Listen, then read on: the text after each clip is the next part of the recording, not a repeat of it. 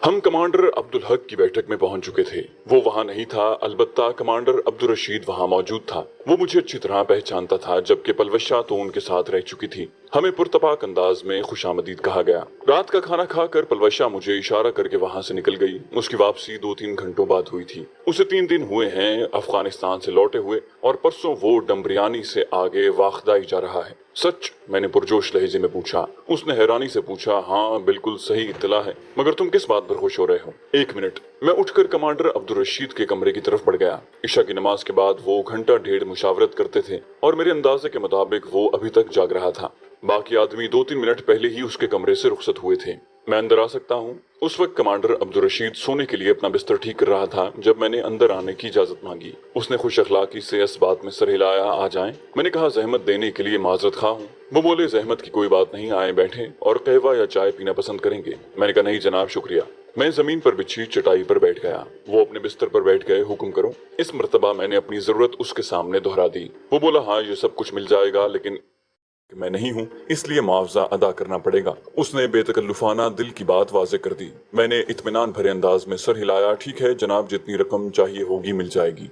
उन्होंने पूछा, ये सामान किस वक्त चाहिए होगा? मैंने कहा, सुबह। ये कहकर मैं उससे इजाजत लेकर वहां से निकल आया। पलवशा बेचैनी से मेरा इंतजार कर रही थी। मेरे वापस पहुंचते ही उसने पूछा, तुम कमांडर अब्दुल रशीद के पास किस लिए गए थे? मैंने कहा, अगर वो इत्तला सच्ची है जो तुमने मुझ तक पहुंचाई है, तो परसों कबील खान के खिलाफ कार्रवाई करने का मंसूबा मैंने सोच लिया है। उसने बेताबी से पूछा, भला वो कैसे? मैंने कहा, पहले तुम ये बताओ कि तुम कबील खान के साथ मुहाफिजों की कितनी गाड़ियां होंगी? वो बोली, 4 गाड़ियां मुहाफिजों की और 5वीं उसकी अपनी होती है। 5 गाड़ियां डबल केबिन हैं और हर गाड़ी में 5 या 6 आदमी होते हैं। मैंने कहा, मतलब मजमूई तौर पर 25-30 बंदे होते हैं। उसने इस बात में सर हिलाया, हाँ। फिर पूछा, अब तुम ये बताओ कि हम 2 आदमी इन 25-30 आदमियों पर कैसे काबू पाएंगे? और मैं उसे अपना मंसूबा बताने लगा। मंसूबा सुनते ही उसने कहा, इसमें काफी खतरा है। मैंने उसकी तरदीद के बगैर कहा, कबील खान जैसे खबीस को जहन्नम हासिल करने के लिए खतरे तो मोल लेना पड़ते हैं।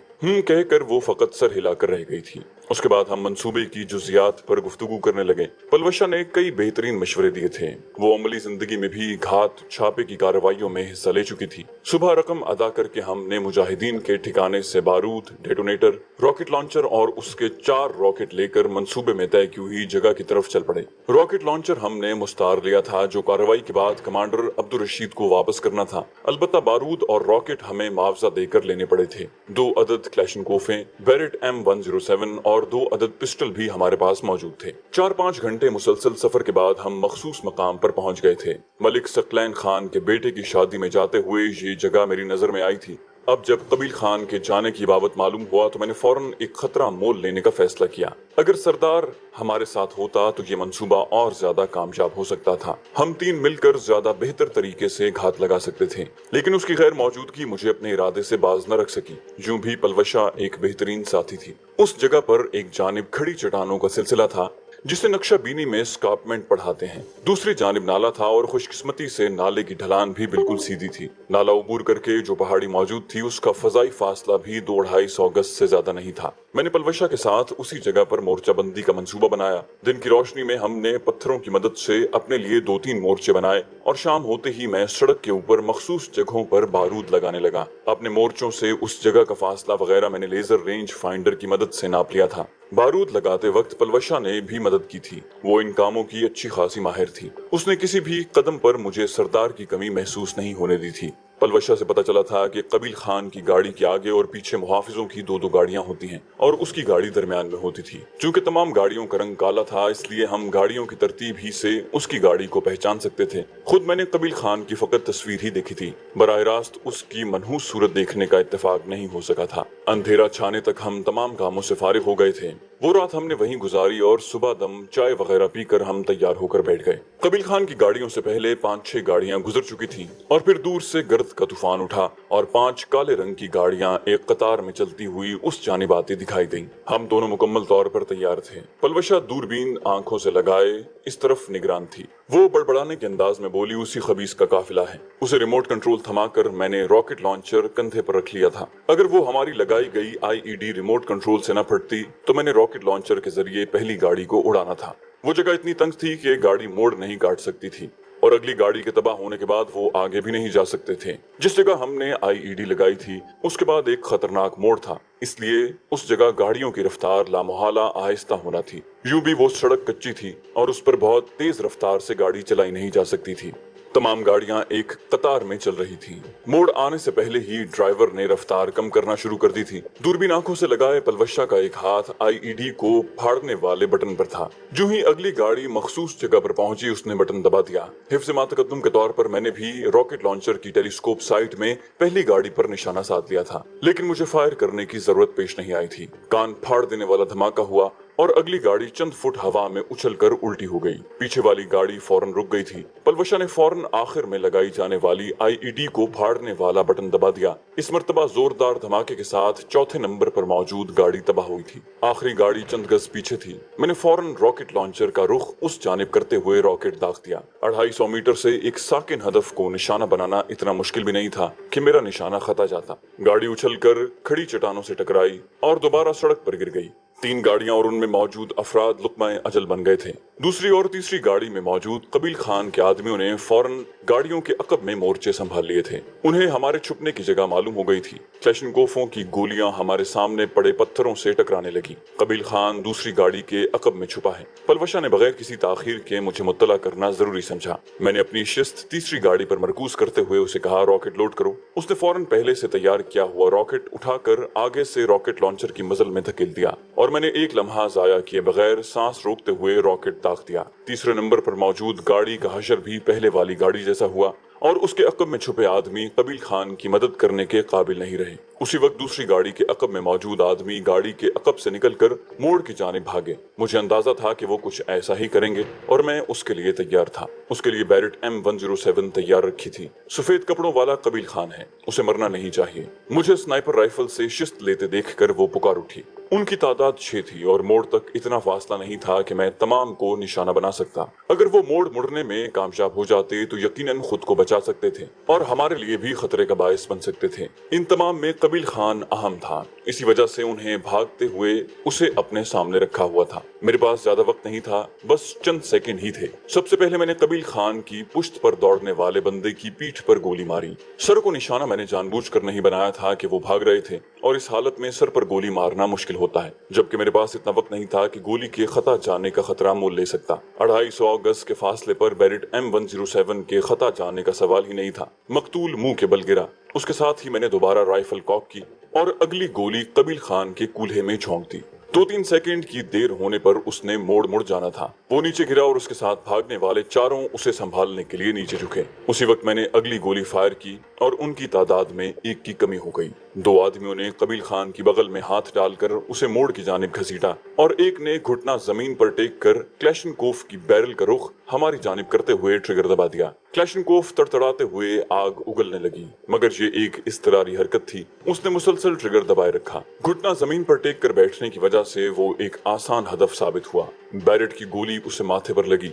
पुश्त के बल गिरते हुए भी उसकी क्लैशनकोफ गोलियां उगल रही थी। मेरे दोबारा राइफल कॉक करने तक कबील खान के आदमी उसे घसीट कर मुड़ गए थे। मुड़कर एक बड़े पत्थर के अकब में लेटकर उन्होंने हमारे साथ फायरिंग का तबादला शुरू कर दिया था। इस सूरत हाल में मुझे खतरा महसूस होने लगा कि ये न हो कि एक आदमी हमारे साथ फायरिंग का तबादला करता रहे और दूसरा कबील खान को सहारा देकर वहां से निकल जाए। मैंने कहा, पलवशे, मुझे खतरा है कबील खान एक आदमी के साथ फरार हो जाएगा और दूसरा आदमी हमारे साथ फायरिंग करता रहेगा। उसने फौरन मेरी बात की तायद की। सही कहा। मैंने कहा, तुम यहाँ से स्नाइपर राइफल के जरिए उन्हें फायरिंग का जवाब देती रहो, मैं पीछे से जाकर उन्हें काबू करने की कोशिश करता हूँ। उसने नफी में सर हिलाया। नहीं, तुम स्नाइपर मुझसे बेहतर चलाते हो और मैं तुमसे ज्यादा तेज रफ्तारी से हरकत कर सकती हूँ। मैं कुछ कहने लगा मगर उसने कहा, कोई अगर मगर नहीं, मेरा एतबार करो। उसने मेरा हाथ थामते हुए मेरी आंखों में झांका।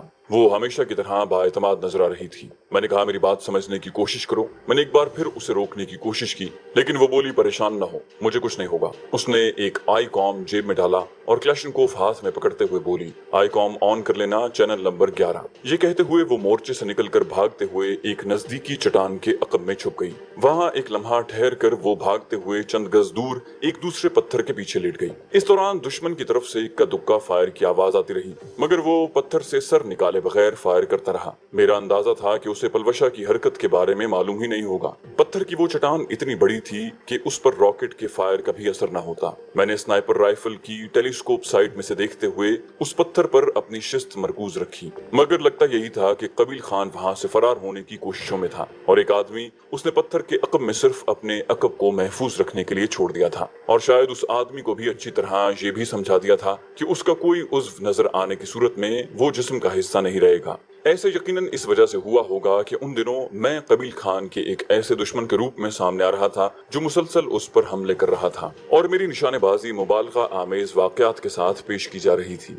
ये सारा अंदाजा मैं इस बिना पर लगा रहा था कि चट्टान के अकब में छुपा हुआ दुश्मन अपने हाथ तक को पत्थर के अकब से नहीं निकाल रहा था। पलवशा भागते हुए नाले के दूसरे सिरे पर पहुंच गई थी। कबील खान और उसके दोनों आदमी उस जानिब छुपे थे जिस तरफ उनकी गाड़ियों का रुख था, जबकि पलवशा का रुख अलाम खेल की जानिब था, क्योंकि उस जानिब से ऊपर चढ़ा जा सकता था, वरना तो नाले के खड़े किनारों के ऊपर चढ़ना बहुत मुश्किल था। सड़क के ऊपर पहुंचकर वो बाएं जानिब से चक्कर काटकर मजीद ऊपर चढ़ने लगी। यकीनन वो वहां से होते हुए कबील खान के आदमियों के अकब में पहुंचना चाह रही थी। सड़क पर चक्कर काटते ही वो मेरी निगाहों से ओझल हो गई। मैं दोबारा कबील खान के आदमियों की जानिब मुतवज्जे हो गया। गो वो मुकम्मल तौर पर पत्थर की चट्टान के अकब में थी। इसके बावजूद मैंने रॉकेट लॉन्चर इस्तेमाल करते हुए बाकी बचे 2 रॉकेट उस जानिब दाग दिए ताकि वो मेरे जानिब मुतवज्जे रहें। उनकी तरफ से सिर्फ एक क्लैशनकोफ वक्फे के बाद चंद गोलियां उगल दी थी। रॉकेटों ने उस बड़ी चट्टान को कोई नुकसान नहीं पहुंचाया था और चट्टान के अकब में छुपे हुए दुश्मन लामहला महफूज थे।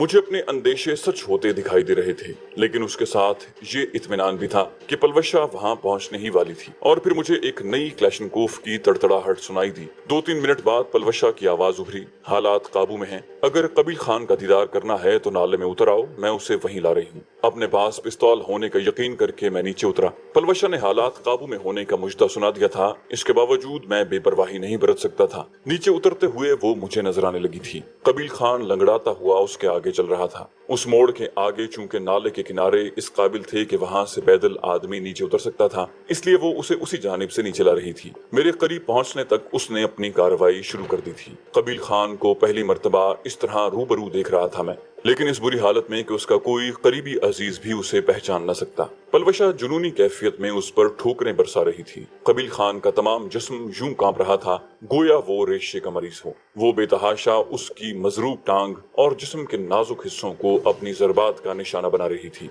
कबील खान एक बेरहम, जालिम और गद्दार शख्स था, लेकिन उस वक्त मजलूमियत की तस्वीर बना नजर आ रहा था। लड़के तुम बहुत ज्यादती कर रहे हो, याद रखना मेरे आदमी बदला जरूर लेंगे। पलवशा के जरा से दम लेने पर वो एक जानिब खून थूकते हुए धमकी देने लगा। वो बोली, पहले मैं अपना बदला तो ले लूं, तेरे आदमियों को अगर मौका मिला तो यकीनन मैं मना नहीं करूंगा। ये कहकर उसने 2-3 ठोकरें उसके पहलू में जड़ दी। वो बोला, मेरा कसूर तो बताओ। उसके लहजे में अजीब किस्म की बेबसी और गुस्सा था। पलवशा उसके साथ उकड़ू बैठते हुए उसकी आंखों में झांकने लगी। अगर तू मुझे पहचान लेता तो तुझे ये सवाल करने की जरूरत पेश न आती। कबील खान ने कहा, तो करा दो पहचान ताकि मैं माफी मांगने के बारे में सोचूं। पलवशा ने कहा, सपू गमाए को जानते हो? कबील खान का सर नफी में हिल गया। वो बोली, जानोगे भी कैसे, क्योंकि एक सपू गमाए तो तेरी हवस की भेंट नहीं चढ़ी ना। पलवशा ने जहर खंद लहजे में कहते हुए उसके सर के बालों से पकड़कर झटका देते हुए उसका सर जमीन से टकराया। उसके मुंह से आह की आवाज निकली। वो दोबारा उसके बालों से पकड़कर झटका देते हुए बोली, कबील खान, याद करो एक लड़की को तेरे आदमियों ने अलाम खेल की मजाफात से उठाया था।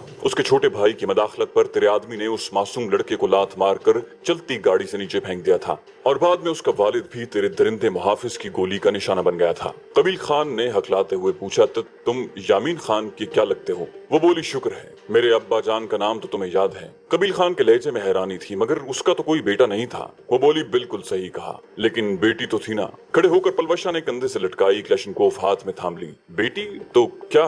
वो बोली, हाँ जलील इंसान, मैं यामीन खान की बेटी और सपू गुमाए की बहन पलवशा हूँ। तेरे मरदूद साथी अनारगुल को मैंने ही जहन्नम वासिल किया है। तेरी हवेली मेरे ही हाथों तबाह हुई है। रोशन खान और उसके साथियों को भी मैंने ही अंजाम तक पहुंचाया है और अब तेरी बारी है। वो बोला, तो वो तुम थी। मैं किसी और को मुरद इल्जाम ठहराता रहा। वो बोली, तो तुझे किस पर शक है?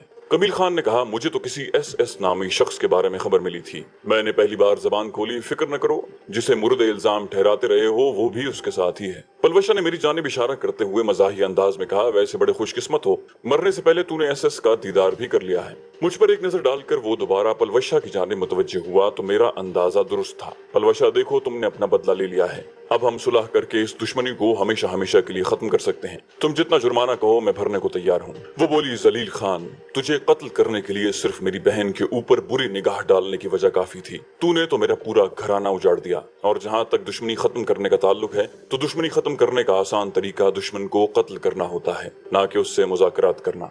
उनकी बातचीत लंबी होते देखकर मैं लुकमा दिए बगैर न रह सका। मैंने कहा, पलवशा, मेरा ख्याल है हमारे पास इतना वक्त नहीं है कि इस तमाशे को तूल दे सके। मुझे तीखी नजरों से घूर कर वो दोबारा कबील खान की जानिब मुतवज्जे हुई। कबील खान, अफसोस कि मैं तुझे उतनी अजियतें नहीं पहुंचा सकी जितनी मैंने झेली है। बहरहाल तेरे साथी काफी बेचैनी से जहन्नम में तेरा इंतजार कर रहे हैं, इसलिए वहां पहुंचने की करो। ये कहते ही उसने क्लैशनकोफ की बैरल के रुख उसकी टांगों की तरफ करके 2-3 गोलियां दाग दी। वो कराहते हुए तड़पने लगा। अगली दफा उसने कबील खान के दोनों बाजुओं को निशाना बनाया और फिर झुककर क्लैशनकोफ की मजल उसकी ठोड़ी से लगाते हुए ट्रिगर को मुकम्मल दबा दिया। गोलियों के ब्रस्ट ने उसकी खोपड़ी को टुकड़ों में तकसीम कर दिया था। फायर रुकते ही उसने घुटने जमीन पर टेके और दो जानू होकर बैठ गई। क्लैशनकोफ उसके हाथों से छूट गई थी। वो कबील खान की लाश को घूर रही थी। 2-3 मिनट इंतजार के बाद मैंने गला खनखारते हुए उसे आवाज दी, पलवशा, मेरे ख्याल में चलना चाहिए। वो गहरे ख्यालात से बाहर आकर चौंकते हुए मुझे घूरने लगी। अगले ही लम्हे उसके चेहरे पर खुशी से भरपूर हंसी नमूदार थी और खड़े होकर वो मुझसे लिपट गई। शुक्रिया राजे, ये सब तेरी वजह से मुमकिन हुआ। मैंने कहा, अच्छा ठीक है। जबरदस्ती खुद को आजाद कराते हुए मैंने कहा, ये शुक्रिया जबानी कलामी भी अदा किया जा सकता था। कम से कम इतना ख्याल तो कर लिया करो। मेरी बातों का बुरा मनाए बगैर वो शोखी भरी मुस्कुराहट से बोली, क्या याद करोगे, आज मैं इतनी खुश हूँ कि कबील खान के बाद तुम्हें कत्ल करने के फैसले को भी तर्क करती हूँ। मैंने तंजिया लहजे में कहा, बहुत शुक्रिया, चलो अब चले। वो बोली, अगर चाहो तो मैं एक बार और भी गले लगा सकती। मैंने कहा, बेहया, और मैं मोर्चे की जानिब बढ़ गया। पीछे से मुझे उसके कह की आवाज आई, मगर मैं खामोशी से चलता रहा। मेरे साथ कदम मिलाते उसने कहा, अच्छा बात सुनो। मैंने कहा, जी फरमाओ। वो बोली, कबील खान की जेब से काफी बड़ी रकम मेरे हाथ आई है। ये पिस्तौल भी हाथ लगा है। उसने एक कीमती पिस्तौल मेरी नजरों के सामने लहराया। मेरा तो ख्याल है बाकी तमाम की तलाशी भी ले लेते हैं, यकीनन काफी रकम हाथ लगेगी। उनकी क्लैशनकोफें भी समेट कर कहीं छुपा देते हैं। मैंने कहा, नहीं, हमारे पास इतना वक्त नहीं है। अगर घात में आते ही कबील खान ने अपने आदमियों को आई कॉम पर बता दिया हो तो वो आते ही होंगे। उसने मुंह बनाते हुए कहा, अगर ऐसा होता तो अब तक उसके आदमी पहुंच गए होते। मैंने कहा, अगर उसके आदमी नहीं तो कोई और तो पहुंच सकता है, बल्कि पहुंच गया है। एक सफेद रंग की कार मोड़ मुड़कर तबाहशुदा गाड़ियों के करीब रुक रही थी। वो मुसिर हुई तो इससे हमें क्या फर्क पड़ता है। इससे पहले कि वो इस बात का जवाब देता, मुझे अलाम खेल की तरफ से 3-4 डबल केबिन उस तरफ आती दिखाई दी। मैंने कदमों की रफ्तार में तेजी लाते हुए उसे गर्द का तूफान उड़ाती गाड़ियों की जानिब मुतवज्जे किया। वो नजर आ रही हैं। वो बोली, अगर ये उसके आदमी होते तो उन्हें कुछ देर पहले पहुंचना चाहिए था। मैंने कहा, हो सकता है उसने गोली लगने के बाद फरार होते वक्त उन्हें मदद को पुकारा हो। मैं अपने मोर्चे वाली जगह पर पहुंच गया था। बैरेट को कंधे पर रखते ही मैंने ख्याल जाहिर किया। उसने सामान का थैला पुश्त पर लादा, रॉकेट लॉन्चर कंधे पर रखा और दाएं हाथ में क्लैशनकोफ थामते हुए चढ़ाई चढ़ने लगी। मैंने उसके पीछे कदम बढ़ा दिए। हमारी चढ़ाई चढ़ने से पहले तीनों गाड़ियां वहां पहुंच गई थीं। हर गाड़ी में 4-5 मुसल्ला आदमी सवार थे। अगली गाड़ी से उतरने वाले 2 आदमी सफेद कार की जानिब बढ़ गए। उनकी बातों के दौरान हम बुलंदी पर पहुंचने वाले थे। मैं मुसलसल उन्हीं की जानिब मुतवज्जे था। सफेद कार वाले ने हाथ उठाकर हमारी जानिब इशारा किया। शायद उसने हमें नाले से बुलंदी की जानिब हरकत करते देख लिया था। सफेद कार वाले से बातचीत करने वाले दोनों आदमियों ने हाथ में क्लैशनकोफों का रुख हमारी जानिब करते ही फायर खोल दिया। बुलंदी के आखिरी चंद कदम हमने दौड़ कर तय किए और ऊपर पहुंचते ही एक चट्टान की आड़ लेकर खुद को इस अंधाधुंध फायरिंग से महफूज कर लिया। ये यकीनन पीछा करेंगे, पलवशा ने ख्याल जाहिर किया। उसके लहजे में जरा भर तशवीश शामिल न थी। मैंने बारहा जांचा था कि वो बहुत दलेर और बहादुर है। मैंने कहा, चलो फिर उनके ताक़ुब में जरा रुकावट पैदा करें। बैरेट की दोपाई खोलकर मैंने नीचे रख दी। उसने अब तक खाली मैगजीन ही चढ़ाई हुई थी। पुश्त पर लदा थैला उतार कर वो उसमें से भरी हुई मैगजीन निकाल कर क्लैशनकोफ पर चढ़ाने लगी। इस दौरान मैंने टेलीस्कोप साइट के शीशों की हिफाजत करने वाले कवर उतार कर नाले में उतरने के लिए मुनासिब जगह तलाश करने वाले मुसल्ला अफराद का निशाना ले चुका था। पहली बार मैंने उस आदमी को निशाना बनाया जो झुककर नाले के सीधे किनारे से नीचे के लिए पर तोल रहा था। अपने हथियार समेत वो 10-15 गज की ऊंचाई से नीचे गिरा। बाकियों के चौंकने और संभलने तक एक और आदमी भी अपने सरदार कबील खान के पास पहुंच चुका था। वो सरपट दाएं बाएं भागे और मेरे तीसरे फायर से पहले उन्होंने खुद को गाड़ियों और पत्थरों की आड़ में कर लिया। उसके साथ ही कई क्लैशनकोफें गोलियां उगलने लगी। सफेद कार के साथ मौजूद आदमी भी एकदम जमीन पर लेट गया।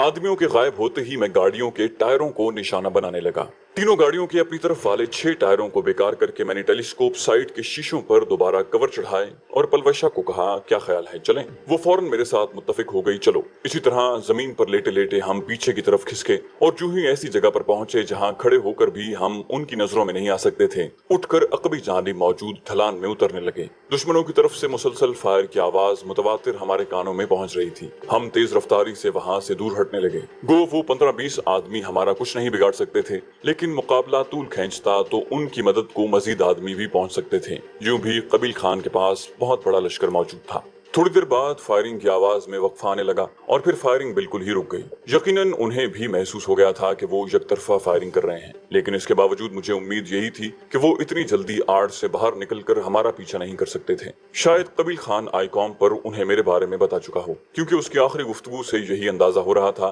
कि उसने अपने आदमियों को बुलाते हुए कुछ न कुछ जरूर बताया होगा। इसी बात का जिक्र उसने अपनी आखिरी गुफ्तगू में भी किया था। अगर कबील खान ने नहीं बताया था, तब भी अपने मरने वाले आदमियों और गाड़ियों के फटने वाले टायर उनके सामने मौजूद थे।